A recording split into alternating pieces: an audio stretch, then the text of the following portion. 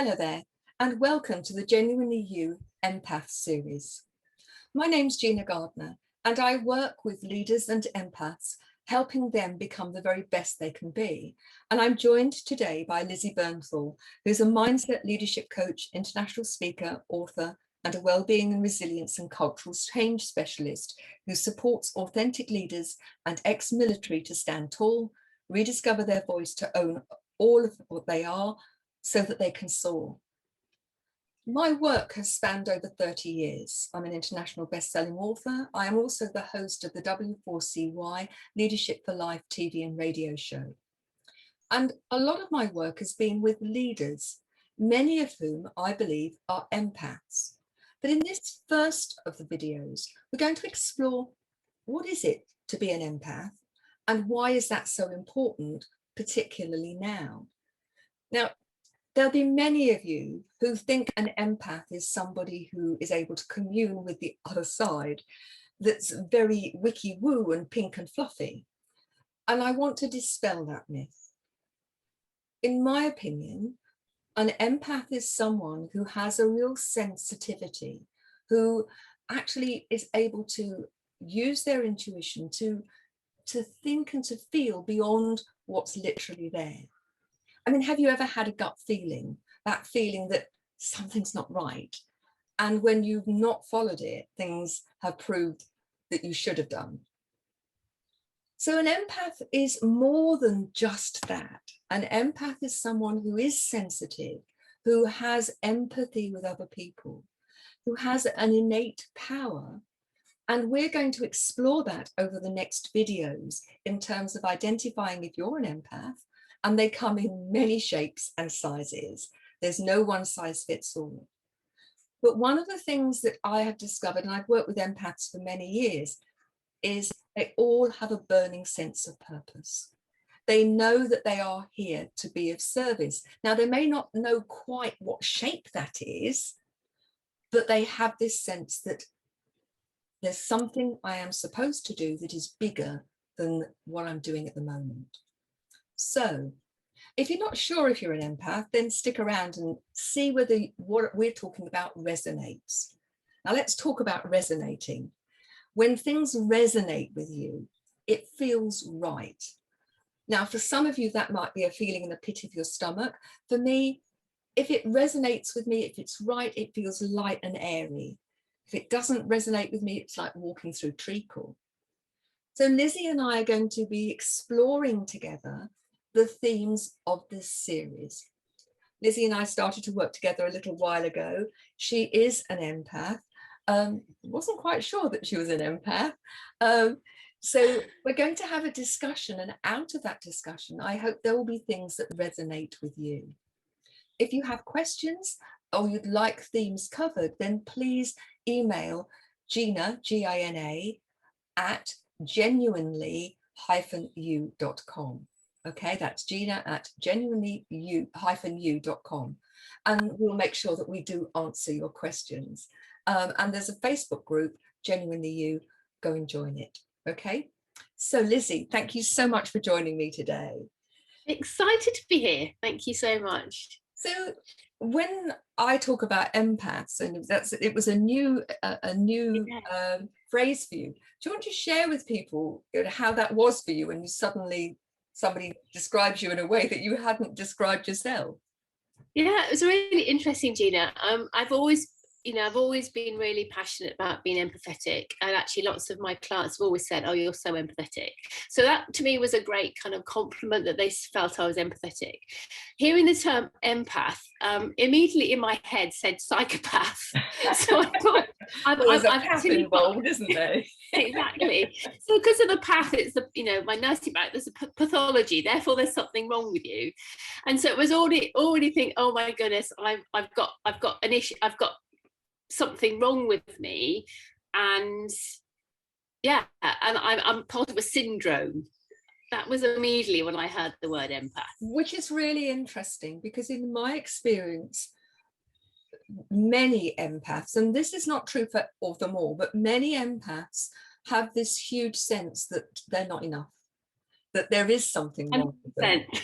And one of the reasons for that is that very often as a child, they have felt apart. They wanted to be part of the in crowd, but they were never part of that in crowd, that they were on the edges and they didn't feel quite as if they belonged. Again, what I'm talking about is true for many, it's not true for all. The other thing is that many empaths have had a difficult childhood or adulthood, that they have struggled for a whole range of reasons, which we'll explore as we go through the series. But many of them have had situations of abuse, of certainly unkindness and bullying, which has added to that sense of, I'm not enough. And the realization that that is all preparation for what is to come, I think is a real help. So having me called you an empath, and you decided that perhaps you weren't a psychopath, but it was something to explore. Tell me, in that first understanding that there was something more to this, how did your thought processes go from there? Yeah, I mean, it was amazing. I mean, just what you said, it was, oh my God, it was heaven above. It was 100% me. And so in some respects, it was a relief, because it was, right, I'm part of a syndrome, whatever you want to call it. Therefore, if you've got a diagnosis, then you can do something about it. I've never heard being called an empath a diagnosis before. Well, that's my medical background, I guess. Let me just reassure everybody, it's not terminal, okay? It is lifelong. It's liberating. Yeah. But I think it was really interesting, because it was, we discussed, we had a fantastic conversation. It was so exciting. And you can't, just like you've just done now, sort of like various, what you call symptoms, if we're talking about diagnosis, came, and I thought, oh, with that tick, tick, tick, tick, tick, tick, tick. And it was, wow. It was just light bulbs going off all over the place, thinking, oh my goodness, I had never acknowledged all this stuff. And it's so liberating, because once you acknowledge it, you can get rid of it, all that negative stuff, and then you're free. So it's been an incredible journey, and I'm so grateful to you. And I think sometimes labels can be helpful, they can be not helpful. I'm very conscious of labels, and I'm very conscious that labels can define you in an identity that you actually is not necessary. I am dyslexic, I am disabled, which is totally wrong, because you are who you are. And as a result, let's not define anybody by any label. But I think there are sometimes labels that can be really helpful, because they give you a process that you can then act upon, and then transform your life and transform the life of others in the process. I think, what you say is really valid and important, but I want to dispel some of the myths, because they're over millennia, I suppose. There have been many myths that have been created and believed, and your beliefs become your reality. So if you believe it to be true, then it becomes a self-fulfilling prophecy. So here are just a few of the myths that empaths engage in. Now, let me make this clear, Lizzy. I am not suggesting that you take any of these on board. Quite the opposite, because these myths keep you limited. They keep you playing small. Yeah. Okay. So these are some of the things that I've heard from many, many empaths.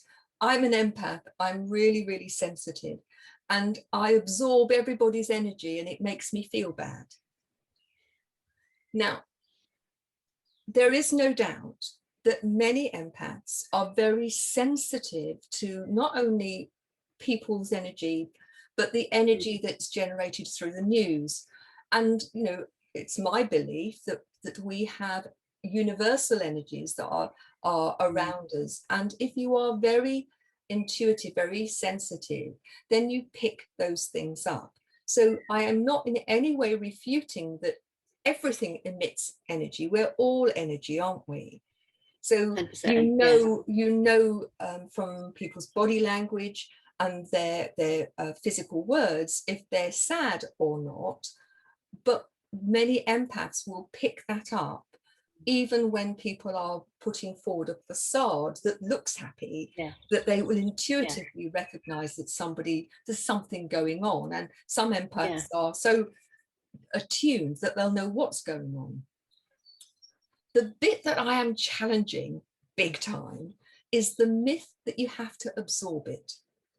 Because in absorbing other people's energy, you fill your own energetic space with other people's stuff.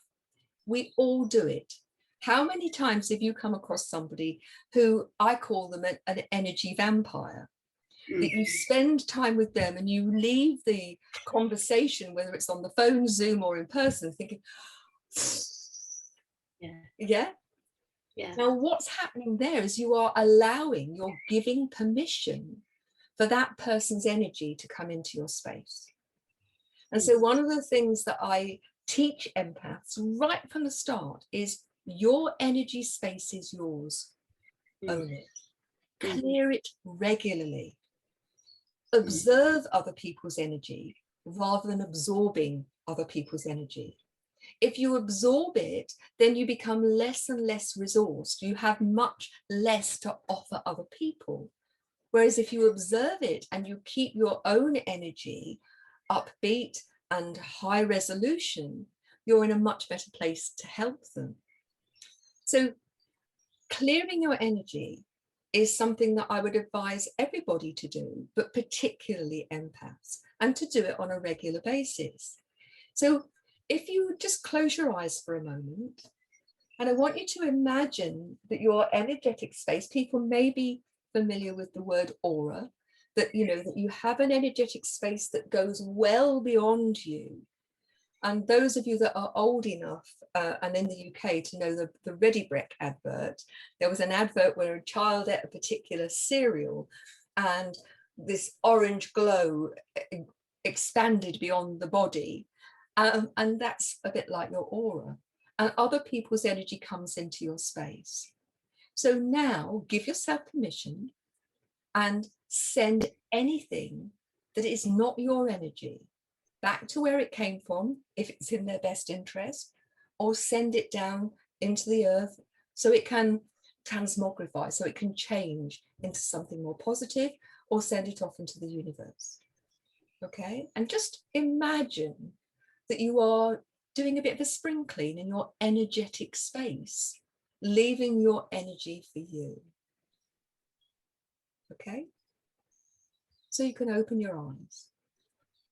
I do that regularly, actually, and I'm like the Ready Brek. I was brought up with Ready Brek, but I feel very aware that we generate the energy, and I always imagine that I've got like a circle of energy around me, which is my energy going out. Yeah. Because my mission is to obviously to support others in the best way I possibly can. And it's, as we all know, as we'll probably come on to later, the power of energy. So if we want to be that radiator, radiating out that positive energy that others can pick up. Yes. Rather than absorbing their negative energy. If we can send out the positive energy and the high energy, then hopefully that will help them. So there are a couple of strategies that I think are really, really helpful.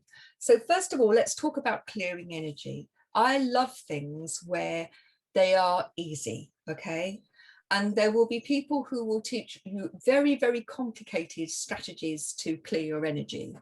That's not me. Yeah.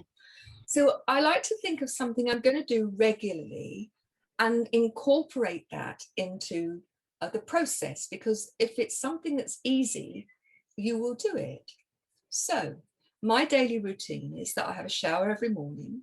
And as I have a shower, I imagine the water just clearing through and doing a spring clean of my energetic space.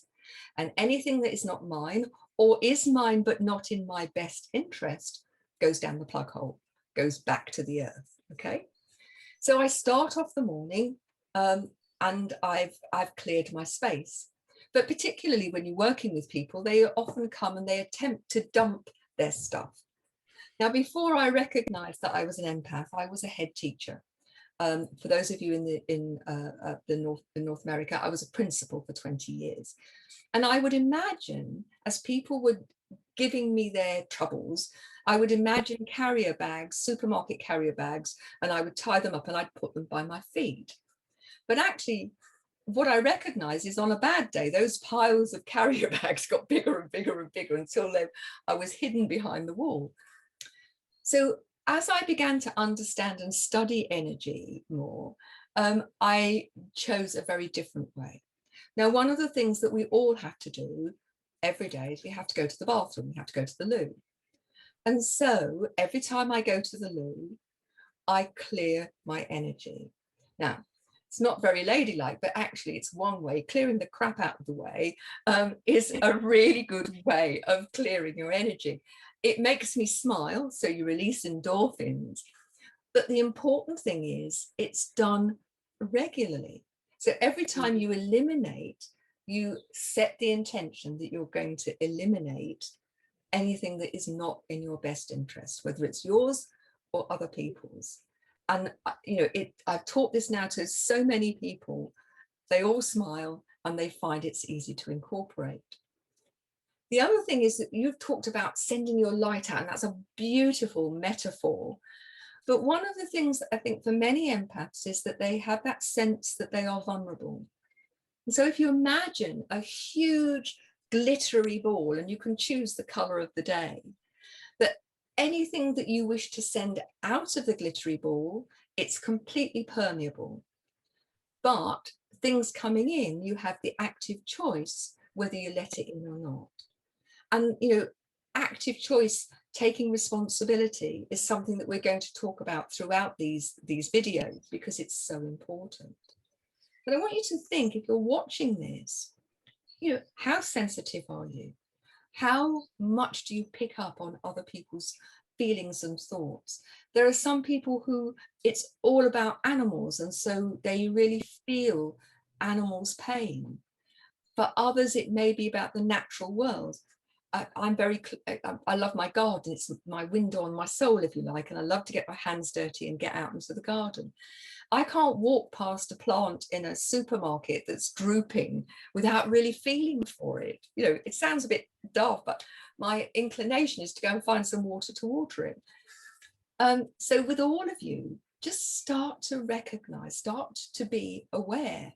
And in fact, the next videos are all going to be about awareness. So thanks very much for joining us in this first video. We'll see you in the next one.